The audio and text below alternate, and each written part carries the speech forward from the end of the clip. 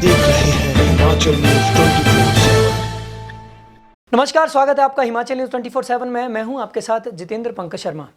प्रदेश में corona virus के बचाव के लिए इंस्टीट्यूशनल क्वारंटाइन और होम क्वारंटाइन की व्यवस्थाओं का ये प्रतिफल हुआ कि प्रदेश के बाहर से आने वाले लोगों की जांच समय पर होती रही और जिन व्यक्तियों में इस वायरस के संबंधित लक्षण दिखाई दिए उन्हें संबंधित संस्थानों में निदान के लिए भिजवाना संभव हो सका।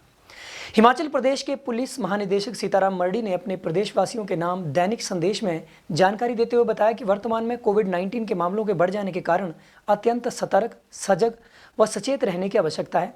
उन्होंने कहा कि आपसी सामंजस्य और जागरूकता से कोरोना वायरस की दूसरी लड़ाई को भी प्रदेशवासी आसानी से जीत लेंगे। उन्होंने मुस्लिम समुदाय के लोगों से आग्रह किया कि 25 मई को मनाए जाने वाले ईद उल फितर के त्यौहार को वो हर्षोल्लास के साथ मनाएं, लेकिन लॉकडाउन के दिशा निर्देशों व नियमों की पालना अवश्य करें। उन्होंने सभी लोगों से आग्रह किया कि किसी भी स्थान पर निर्धारित संख्या से अधिक लोग एकत्रित न हों और सामाजिक दूरी बनाए रखें। इसके अतिरिक्त उन्होंने प्रदेश व देश के कोरोना वायरस के मामलों के विस्तृत आंकड़ों की जानकारी देते हुए कहा कि सभी का दायित्व है कि इस युद्ध को जीतने के लिए अपना योगदान दें। आइए आपको सुनाते हैं हिमाचल प्रदेश के पुलिस महानिदेशक सीताराम मरडी का प्रदेशवासियों के नाम आज का ये सार्थक दैनिक संदेश। अगले इतवार 24 मई को मुस्लिम बंधु पूरे देश में हर्षोल्लास से ईद मनाने वाले हैं।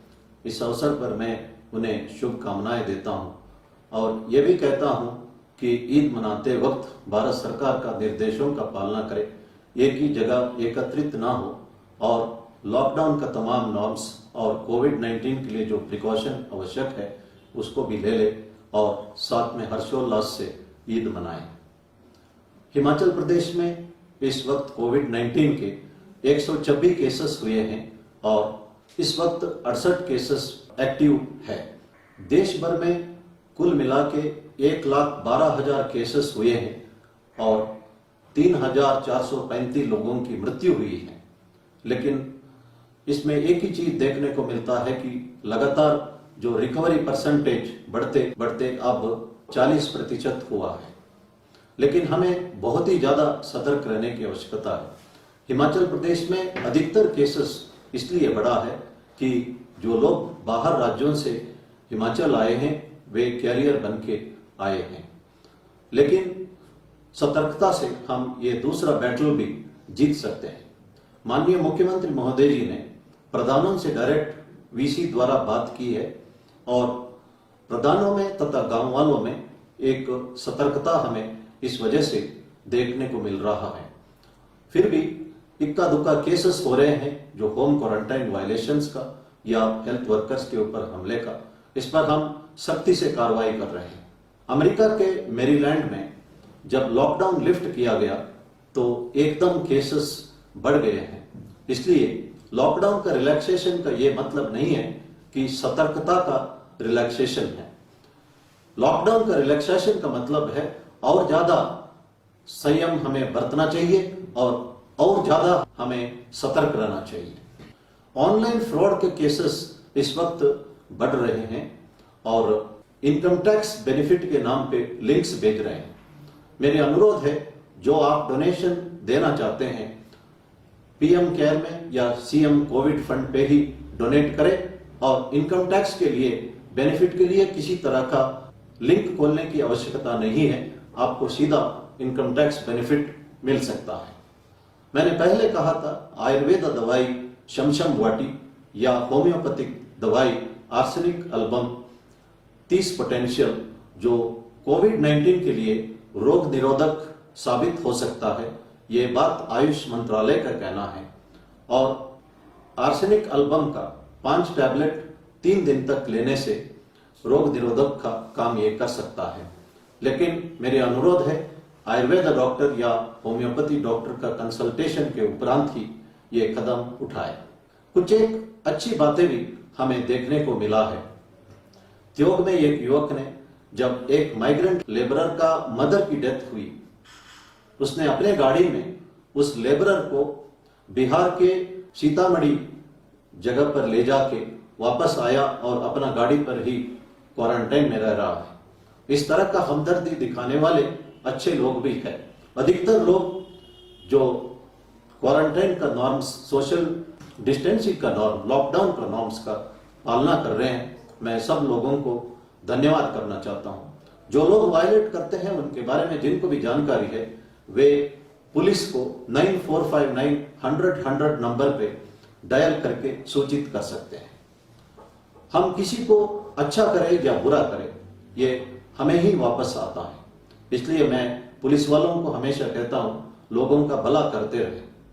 भला करने का कोई भी मौका खोना नहीं चाहिए।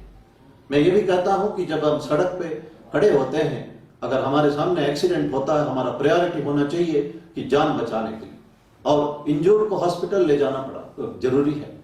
वहां पे डॉक्टर नहीं हो सकता है, डॉक्टर को गाड़ी भेज के बुलाना पड़ता है। ड्रिप नहीं हो सकता, ड्रिप खरीदना पड़ता है। ब्लड की कमी होगा, खुद खून देना पड़ता है या खून का इंतजाम करना पड़ता है। लेकिन जब हम जान बचाते हैं, हमारा अंतरात्मा में जो तसल्ली मिलता है उसका कोई मुकाबला नहीं है। ये बात मैं पुलिस वालों को कहते रहता हूं। जो हम किसी को बुरा करते हैं वो भी हमें ही भुगतना पड़ता है।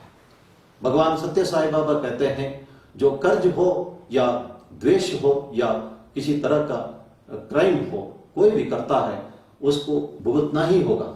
सत्यम शिवम सुंदरम के द्वितीय वॉल्यूम में प्रोफेसर कस्तूरी एक इंसिडेंट का जिक्र करते हैं जो 1960 दशक के संदर्भ में। आंध्र प्रदेश में कल्पगिरी नाम का एक व्यक्ति खून करने के उपरांत हिमालय जाके वहां पे भगवा कपड़ा पहन के साधु बन जाता है। साधुओं से मिलके वो ज्ञान भी प्राप्त करता है, लेकिन उसका अंतरात्मा में एक दुख है। इसलिए वो दोबारा साउथ इंडिया आता है और सिंहाचलम, तिरुपति, मदुराई, रामेश्वरम, शिरडी और मैसूर के चामुंडेश्वरी मंदिर विजिट करने के उपरांत पुट्टपर्ती जाके प्रशांति निलयम में जाके बैठता है।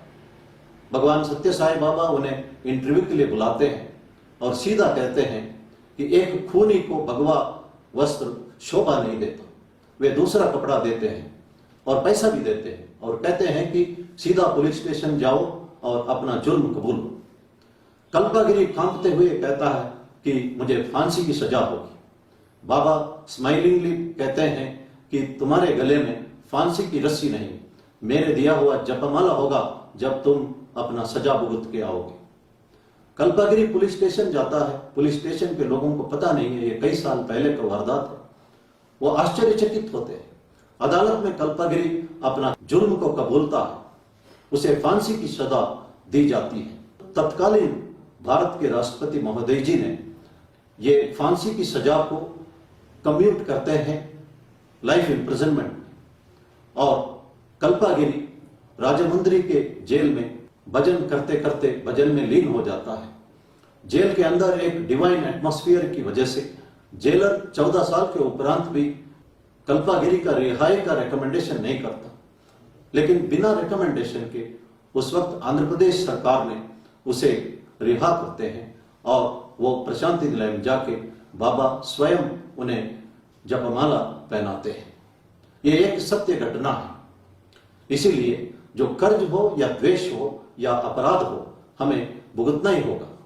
हम कर्ज करके या हम अदालत में झूठी बयान देके या झूठा एविडेंस देके क्रिमिनल जस्टिस सिस्टम के कमियों का फायदा उठाते या बेनिफिट ऑफ डाउट लेके अदालत में बरी हो सकते हैं, लेकिन बरी होने के उपरांत भी जिन्होंने अपराध किया उसे प्रकृति के नियमों के अनुसार जुर्म को भुगतना ही होगा। यह बात हमें समझना चाहिए। इस तरह का हजारों इंस्टेंसेस है। फिलिस क्रिस्टल नाम की एक अमेरिकन लेडी ने अपने किताब में एक दूसरा इंस्टेंस को बड़ा सुंदर रूप से वर्णित किया है। आज 21 मई एंटी टेररिज्म डे है। इस अवसर पर मैं ये कहना चाहता हूं, जो देश आतंकवाद का बढ़ावा देता है, सबसे ज्यादा आतंकी घटना उसी देश में होता है। हिलरी क्लिंटन ने कहा था कि ये इतना ही बड़ा मूर्खता है जैसे कोई व्यक्ति अपने घर के पीछे सांप को इस इरादा से पालता है कि वह सांप सिर्फ पड़ोसियों को जाके काटेगा और अपने को कभी नहीं काटेगा। इसीलिए इस तरह का वारदात करने वाले देश को भी इस आतंकवाद को भुगतना पड़ता है। मैं जब जेल विभाग का मुखिया था, प्रिजनर्स को मैं यही कहता था, यह एक सुनहरा मौका है कि अपना किया हुआ कर्म को भुगतने के लिए, नहीं तो एक दूसरा जन्म लेना पड़ सकता है। यही बात भगवान सत्य साई बाबा ने कल्पागिरी को कहा था, why take another birth, why not undergo in this very birth. लेकिन जो प्रिजनर्स के फैमिलीज, जो उनकी वाइफ्स और जो चिल्ड्रन ज्यादा सफर करते हैं, क्योंकि उन्होंने कोई जुल्म किया ही नहीं है, सफरिंग उनका ज्यादा है।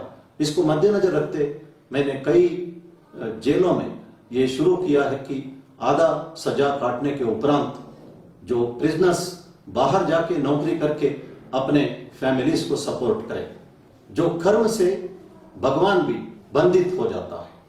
कहा जाता है कि त्रेता युग में भगवान राम ने जब एक पेड़ के पीछे छुप के वाली के ऊपर अपना तीर चलाता है, वही वाली द्वापरा युग में जरा नाम का एक व्यक्ति बन के पैदा होता है और वो एक हंटर बनता है, जो सोमनाथ के नजदीक वेरावल में एक पेड़ के पीछे से वो जानवर समझ के भगवान कृष्ण के ऊपर तीर चलाता है और प्रसन्नता से भगवान कृष्ण शरीर छोड़ते हैं और उस हंटर को माफ भी करते हैं।